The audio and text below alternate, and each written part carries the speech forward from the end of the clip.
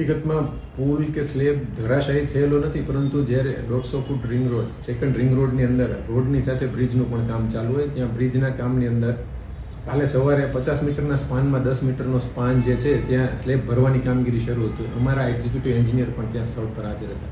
Slab ભરતા જ્યારે નીચેના સપોર્ટ હતા એમાં સહેજ ખસ્યો સપોર્ટ, એટલે સ્લેબ સહેજ બેન્ડ થયેલો, એટલે અમારા એક્ઝિક્યુટિવ એન્જિનિયરે તે એમને સંપૂર્ણ દૂર કરવા માટેની સલાહ આપેલી હતી અને એ પ્રમાણે સૂચના મુજબ જ એ સ્લેબને આખો હટાવી લેવાની કામગીરી એજન્સી દ્વારા કરવામાં આવી છે અને ત્યારબાદ નવેસરથી શરૂઆતથી એ સ્પાનની કામગીરી શરૂ થશે.